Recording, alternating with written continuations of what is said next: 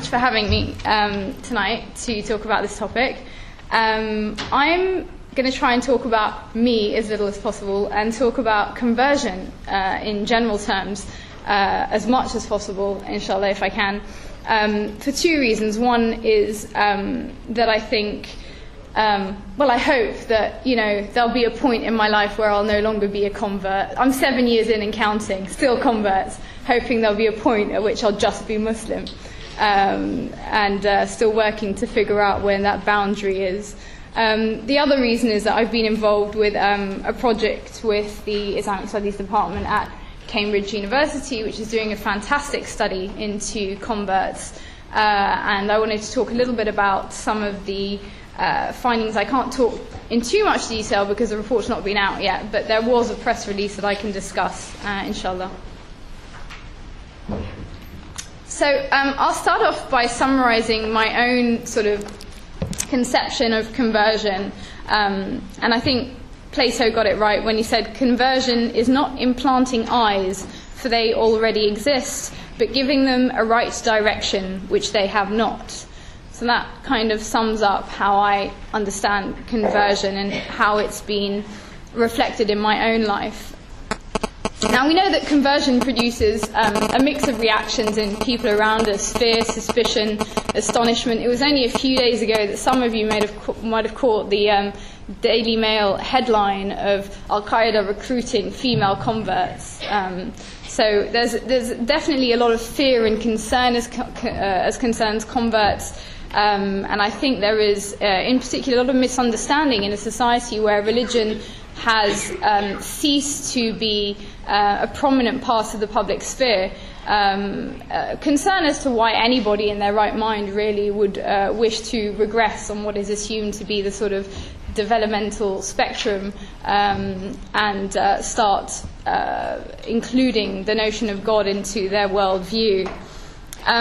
So let's maybe start with a little bit of history. Conversion to Islam by Europeans, of course, dates several centuries back. Estimated in the 15th or 16th century, there were about 300,000 renegades, as they were called now. Or they were actually referred to as Turks. That's what converts were referred to initially, obviously in reference to the Ottoman Empire.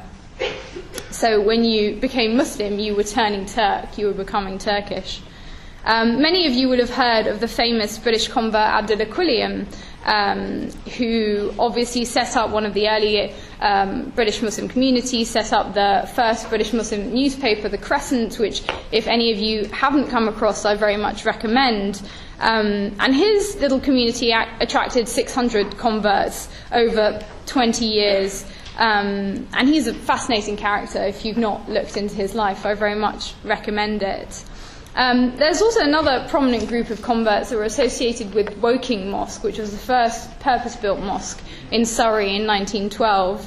And they published another interesting review called the Islamic Review, which included many articles by converts. And again, a really interesting insight, if you are interested in this topic, into how converts at different periods in history understood what it meant to convert and what they understood it to mean to be Muslim. For example, we know that Abdullah Quilliam's community took a very gradualist approach to things like drink and prayer, and that the women, for example, didn't wear hijabs as scarves. They used to wear sort of the hats that were much more typical of the era and which would have been less conspicuous, of course, at the time. Coming to sort of more recent facts, according to the Scottish census of 2001, there were 60,669 converts to Islam in the UK. And 55% of those were from the white British ethnic group. And there's a breakdown really in there. They've classified it along the lines of 16% other white and 29% non-white, which I guess is not a particularly good breakdown. It's white or non-white is really quite a strange categorization. And actually, I think we'll come back to the topic, I think, of race, which I think is an important one.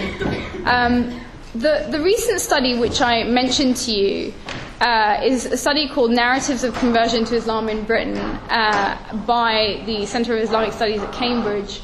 And it's brought out a lot of interesting findings even so far, and the report's not complete yet. But one of them is obviously many converts feel quite frustrated with a very one-dimensional portrayal of female conversion in the media, which is generally that women who convert tend to do so on the basis of marriage, which actually statistically is very much the minority.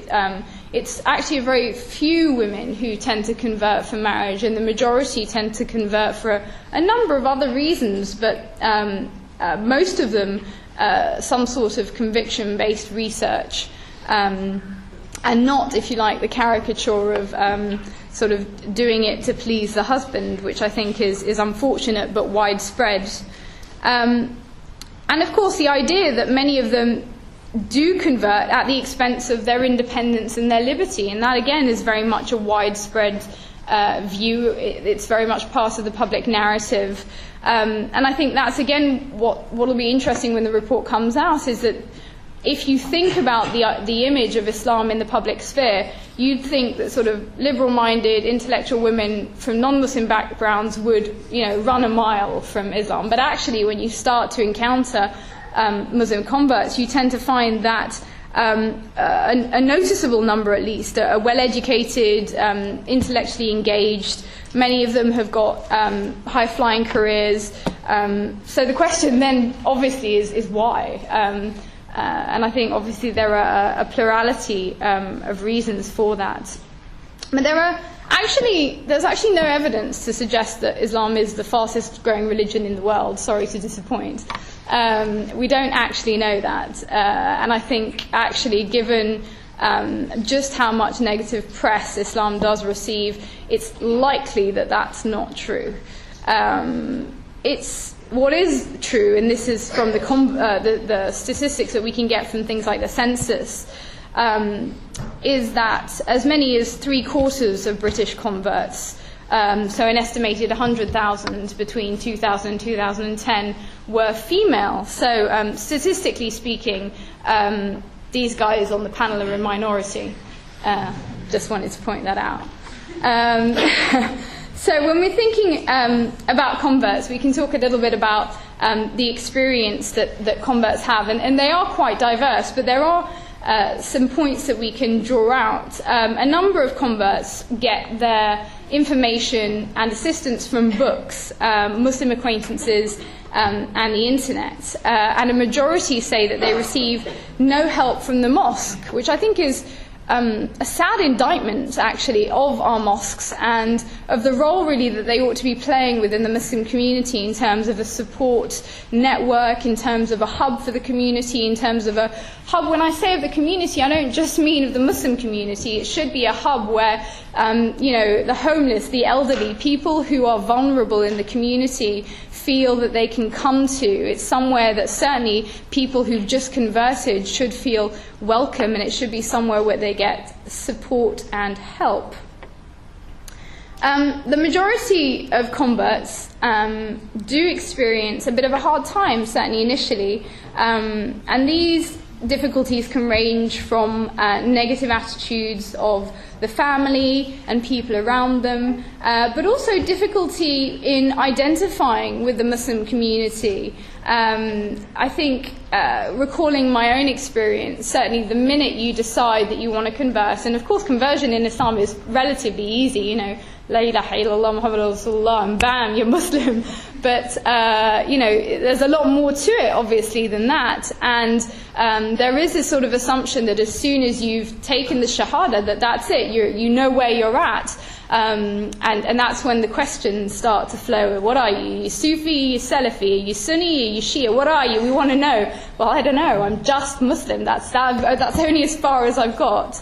And I think, and actually we could go further with those questions. Are you Deobandi? we could go a lot further with those questions. So I think converts then become, if you like, almost a prize to be won over by the different communities. So which mosque are you going to attend? Are you going to attend the Pakistani mosque or the Arab mosque? Who's going to be your clique? and you have to somehow find your way in this kind of pull from different directions. And I think that's another thing that Muslims find difficult, certainly in the early stages. And I think one of the issues then becomes, if you do identify with one of those communities, how do you retain your identity as a European if you're frequenting, let's say, an Arab mosque? And not become, you don't have to become Arab to become a Muslim, obviously. But I think certainly converts in the initial phases certainly struggle with how do you find your identity as fully European and fully Muslim. And interestingly, actually, the majority of converts feel that there's no natural conflict between being a devout Muslim and being a Briton or living in Britain. And the majority also feel that there is more good than bad about British culture. So I think if you're interested in this sort of stuff, there's a Faith Matters report, which I would very much recommend you look into. And it's just I've just sort of read out a few of the stats off that, but you could find out a whole lot more there. I certainly had the experience of what I call the racialization of converts, which is that you go from being solidly recognized as white middle class to suddenly being a little bit brown, a little bit something. You're definitely not white anymore, and suddenly realizing that actually there's a different relationship to people that aren't white and middle class out there, and that there are a lot of struggles, even in basic interactions that perhaps one was not completely aware of prior to that. So I think the reasons why obviously converts do decide to take the big leap are multiple. There are many. Certainly in the research that we've been looking at, there are those who encounter somebody very inspiring. There are those who come into contact with the Quran. There are others, like a good friend of mine who's Czech, who was living at home and decided to look into Islam on the internet and decided to convert based on what she read on the internet. So I mean, there are really really interesting kind of journeys that people take, and they do vary quite a great deal. One of the other things that really came out of the report, and that will come out of the report, are some of the issues that Muslim converts from different backgrounds experience. So I think while there is generally a sense of triumphalism from heritage Muslims concerning white converts, I think converts from black and Asian backgrounds tend to have a lot harder time, and I think that's something as a community that really needs to be taken into account. Certainly a lot of the women who were participating in our discussions found that they were not afforded the same respect, welcome, admiration that were afforded to white converts, that if you were a black convert, it was kind of taken for granted that you would convert, that you weren't included in the community in the same way. And of course, once black and Asian converts enter the community, they experience a whole other host of barriers. Things like, oh, well, I'd like to marry your daughter. Black convert man wants to marry Asian woman, and there are a lot of problems come up for converts from black and Asian backgrounds. And I think we can't gloss over those. We can't pretend that they're not there. One of the most horrific stories that I heard actually was of somebody trying to organize a trip to Hajj, and they were fundraising for it. And the fundraisers asked if they could see, those financing the trip had asked if they could see the profiles of those who were going to be sent off on the Hajj. And essentially, there were a number of black and Asian converts on the list, and they said, well, these aren't real converts, we're not prepared to fund them. These things are happening, they're very real, and I think it's very important to be aware of them and to try and make sure that we don't somehow slip into, I guess, a complex surrounding white converts as being somehow different or in need of greater praise or recognition. And I think it's worth asking ourselves that when we do give white converts that importance, what does that say about our view of ourselves? So I suppose on the topic of converts generally, what I also usually point out is most practicing people, in a way, are converts. Most of you who are practicing have made a conscious decision at a point in your life to look into your faith and decide that that's something that you would like to commit to. That journey may have been eased by the fact you are coming from a Muslim background, or it may not, because sometimes that just complicates things a little bit further, because there are all sorts of cultural issues tied into coming from a particular background and notions of what Islam actually means from the background you're coming from. So in terms of my own conversion, I encountered Islam or Muslims from a very early age. I went to school with many people from a Muslim background. I went to a French school, and so many of them were from North African background, Moroccans, Algerians, Senegalese, and then a few Levantines, so Lebanon. And I think the overarching kind of image I had of Islam growing up was pretty much the way that I'd been taught it in my philosophy class, which was, astaghfirullah, to quote my philosophy teacher at the time, Jesus and Muhammad were imposters. That's pretty much how my philosophy teacher taught us, what religion was, what it was about. And of course, in a sort of enlightenment-driven education, you're very much taught that religion is a relic. We've moved on from that. It's a delusion. It's something that holds people back from sort of full mental emancipation. And that is really the image that I had up until the time that I went to university.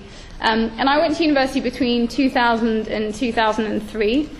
So, of course, September the 11th happened whilst I was at university, and there was a massive shift actually on campus, a palpable shift on campus, and a palpable shift in the way that my friends were suddenly being referred to. So while previously I think that they'd been known as Moroccans or Algerians, they were suddenly Muslims. Oh, the Muslims did this, or the Muslims did that. And Islam sort of became a lot more prominent in the way that we were filtering people's behavior. And of course it became a great topic of discussion. What is Islam's place in Europe? What kind of an influence is it having in our society? Is it positive? Is it negative? Who are these Muslims anyway? And for me, the real sort of turning point, I guess, was I developed a friendship with a number of Muslims at my university who were devout and practicing Muslims, and they were the first devout and practicing Muslims that I'd ever encountered. And they helped me shift the way that I thought about religion on a number of fronts, and not by giving me overt dawah, believe it or not. They helped me shift my understanding of religion by being really nice people, really good people that you could rely on, really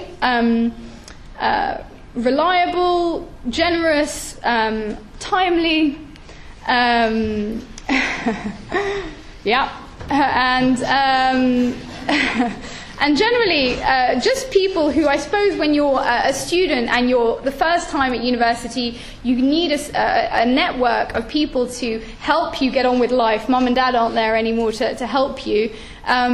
You start to value those qualities in people, and I started to question why it was that these people in particular had these qualities, and what it was that was cultivating those qualities within them. And they would explain that in their religion this is something very important, to help your neighbours, look after your friends, be there for people if they needed you. And so I started to shift my view of Muslims, not so much of Islam, just by virtue of an interaction with people whom I felt had very solid ethical ideals, and I respected that. I didn't respect the religion. I continued to view Islam as something negative, but I respected them, and that was the beginning really of a window, I think, into the religion.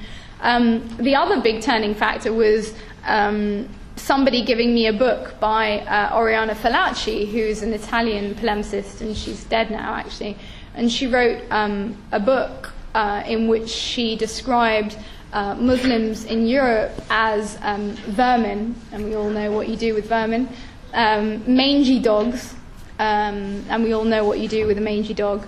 And really there was a language being used in the book which worried me. It really echoed with some of the literature that I'd grown up reading. And I was concerned, and I felt that it was important at that point for me to become educated enough about Islam that I could determine whether what was being said about it, was it this nefarious influence in Europe? Were Muslims trying to take over and, create this horrific system? Or were Muslims being talked about in terms which was wholly unacceptable? And did I therefore have a responsibility as a human to get involved and make sure that this was stopped? Because either way, I didn't feel that I could be neutral at that point anymore. And so really the journey began. But I suppose I should point out the other thing that really had a big influence was the Senegalese ladies that I was friends with.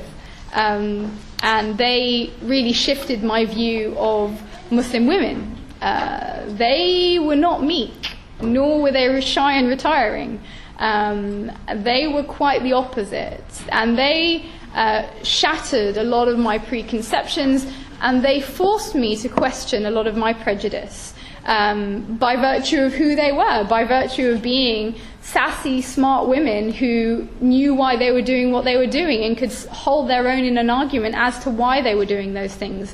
And so those were, I think, if I had to bring it down to three factors, some of the key elements which then led me to start looking into the faith a little bit more deeply. Now, of course, being the sort of cantankerous person that I am, I went away and decided I was going to read this Quran to prove them wrong. And I went home and picked up a free copy of the Quran that I'd been given at my local mosque, which was an awful translation. Awful. Sometimes I think you can do more harm than good with some of the translations of the Quran that we hand out. Parenthesis closed. And went to read it in a fit of anger, like, right, let's show these guys what's wrong with this text. Couldn't get past the first page. Just couldn't read past the first page. Just couldn't read it. I left it for a while and went away. And summer exams came and went, summer came and went, and as students suddenly sometimes do, became a little bit bored over the summer holidays, decided I would raid my dad's library, and came across a French translation of the Quran that he had, and read that, and that completely blew my mind. I was very much struck by the Quran. It very much spoke to me in terms that, to me, I can't really explain in any other way than to say it's a book that obviously is not a book. It's a message contained within some pages, but it's also both universal in its reach, but very specific in its ability to speak to your heart at a particular point in time and address very specific issues. And for me, it was a very moving experience. I'm aware that I probably have about 3 minutes left now, so I'll try and wrap up. I should also point out that as part of this debate and discussion that I was having with the Senegalese sisters, I was trying to convince them that this oppressive clothing that they were wearing, it was really time to shed it and to start living in the 21st century and discover all there was to learn about fashion. And of course we started to have a really interesting discussion about about, well, we didn't call it modesty, actually. We would have a discussion about what it meant to be empowered as a woman. And one day they suggested, well, because of course their argument was that if you minimize the attention you place on your physicality, you create a public sphere in which people are more equal, because it's not about girls competing against girls for male attention. It's not about women competing for male attention. It's just minimizing the attention on the outwards so that we can focus our attention on what's substantive, what's real. And those are the values which really we should be putting all of our intellectual energy into. And those are the values that really should be dominating our public sphere. And so they gave me, as we say in French, un gage, what do you call it, like a dare. Why don't you try it out? Why don't you try it out? Wear not a full-on hijab, but you still wear a little bandana and some baggy clothes. And to be honest, it's not so much the bandana. And I'll be honest, the hijab for me, or the headscarf, or the khimar, or we know what we're talking about, the headscarf, is... and I've said this before, that the cherry on the cake, you totally have a cake if you don't have a cherry, but you don't have a cake if you just have a cherry. And so the idea was that actually minimize this attention on the body by wearing clothing that place more emphasis on, or force me to place more emphasis on myself as a person, and actually seeing the reaction that I got outside, having to work a lot harder for things. It was a lot easier before, actually. If you didn't have the right buffet, just fluttered your eyelids and gave a little, smile, flick of the hair, and suddenly you could get on the bus for free.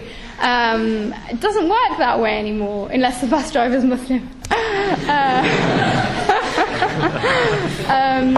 So I think it was a really interesting experience to realize that actually, if you minimized the importance that we attach to female sexuality as a tool of expression in the public sphere, you had to work a lot harder on yourself as a person. You couldn't get away with things a lot easier. You actually had to be nice to get things done. It wasn't enough to just use your wild charms. You actually have to work at things and be a nice person and stick to your word, because these are the things that matter ultimately and are going to, you want me to end? Got it. That are going to help people, or that are going to make sure that people then respond to you in the way that you want them to respond. And for me, that was a very empowering journey to go through as a woman. It was one which I knew, even if I didn't commit to Islam, I was very interested in the notion of minimizing the importance of the female body as one of the roots for our expression in the public sphere. I really took to the idea that actually, from a feminist perspective, we have a lot more to gain from minimizing the attention to that and focusing on things that are much more substantive in our public interactions. And of course, we know in Islam, the hadith that says God does not judge according to your bodies and appearance, but scans your hearts and looks into your deeds. Well, for me, that's a very empowering way of looking at the world. And actually, Islam is very much about that. Forget about your riches, forget about your background, forget about the way you look. Ultimately, what you take with you on that day is the good deeds that you've put before you. And there's nothing more equalizing than that. So I wanted to talk about a whole load of other things. I have a quote here that says the problem is the 98% of men who give us 2% of men a bad name. I wanted to talk about that, but maybe we can keep that for the Q&A. Q&A, someone. Okay, thank you.